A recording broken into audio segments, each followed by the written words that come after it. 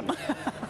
On a visit such as this, that the Queen has any number of different outfits to wear, though it was noted, of course, that on one occasion she recycled or re-wore the outfit that she wore for the royal wedding, because she is a very prudent and sensible and canny lady, and she's not going to just be seen to be being extravagant with her clothes. So yes, so there will be a number of new things for this visit, but they will be worn again and again. Well, that's become a hallmark of the Duchess of Cambridge, or Kate, as she's better known to the Australian public, for re-wearing outfits. But with the Queen, I believe she also wore, if my memory serves me, the dress she wore for her coronation.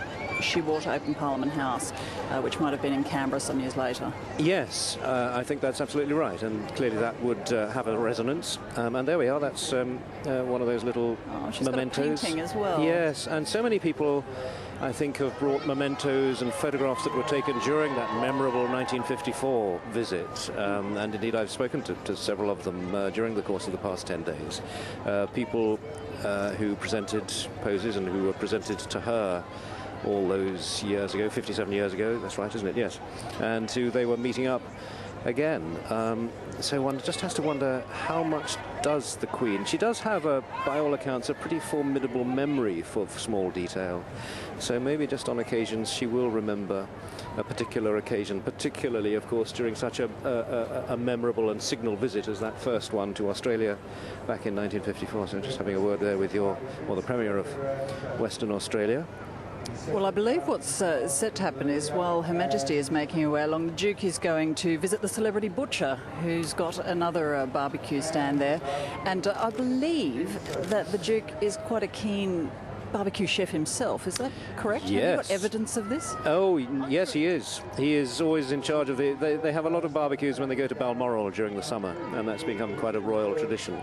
I don't know whether you recall seeing a famous television program called Royal Family, which was produced and screened in 1916. Now I can see you are too young. But there was a memorable sequence in that quite famous documentary. It was the first time that the television cameras had ever really been allowed to show the royal family relaxing and in their private aspects of their life. But there was quite a memorable sequence of him barbecuing, and the Queen with Prince Charles. I think they were doing the salad dressing comes to mind for some reason. But yes, there he's taking a close interest with Vince Gareffa there, who, Nick, I must tell you, is known as the Prince of Flesh. Right. Do with that what you will. That's a really helpful piece of information. So there we have it. You can just imagine what the cartoonists and comedians will be, the fun they will be having, the Duke of Edinburgh with the Prince of Flesh. But there, he is taking an interest. Now, the thing about Prince Philip is that sometimes he does have a little bit of a sharp tongue, but he has a very sharp mind. And we mustn't forget that he is 90, and he is always very curious about just about everything. Now, part of that, I think, is because he just tries to break the tension and help people to relax. Over 60 years, the number of times. Let's have a listen. Yeah. Finish, we're going to start offering it to the public. Over the counter. So we're going to try and spoil people. Here we've prepared some of the wonderful beef and pork and lamb, the beautiful prawns of Western Australia, the beautiful crayfish. These are the lovely scallops that they catch offshore. We can't tempt you with a little taste. And here we have... No, he's reluctant to eat on camera too, isn't he? They tried, didn't they? And can't blame them for that. But yeah, he's interested in most things. And that I can tell you is the Premier of Western Australia's wife, Lynn Barnett. She's presenting him with a book of Australian barbecue recipes, so he'll be able to try them out at Balmoral. I'm sure the whole family will look forward to that. No, absolutely. I mean, the produce from this part of the world is spectacular.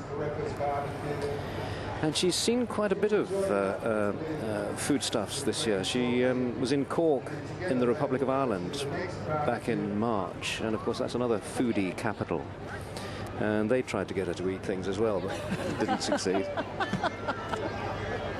Maybe everyone's on a mission to make that happen.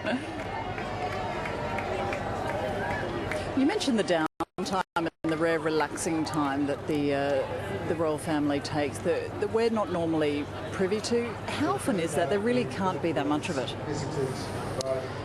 I think there is now more than certainly there used to be, as you would expect given their ages, 85 and 90. They are spending a little bit more time at Windsor. Now their normal routine would be to go to, when they're in the United Kingdom, go to Windsor for the weekends and be at the office, as it were, Buckingham Palace during the week. But she's extending the weekends a little bit.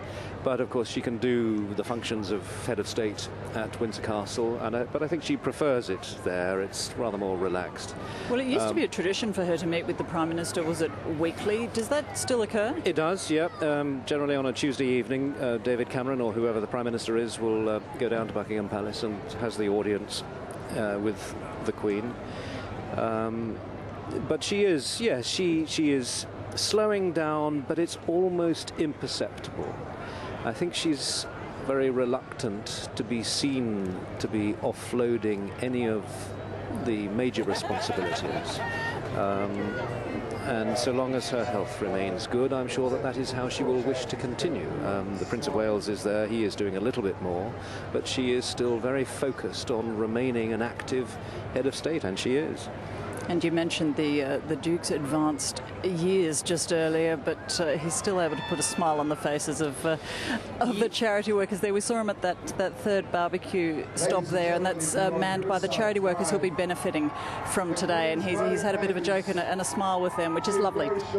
It is his speciality, the kind of one-liners. There he is. They do sometimes go wrong. We are familiar with some of his one-liners. Aren't we all? Yes. As I say, a sharp mind and a bit of a sharp tongue at times, but my word, what a support he has been to the Queen over these 60 years, and the relationship is such a close one. I suspect, that it's as close now, or perhaps closer than it has been at various points during the reign, but he has been her strength and stay, as she said on the occasion of their golden wedding anniversary. And it can't have been an easy job for him. You mentioned right earlier when we started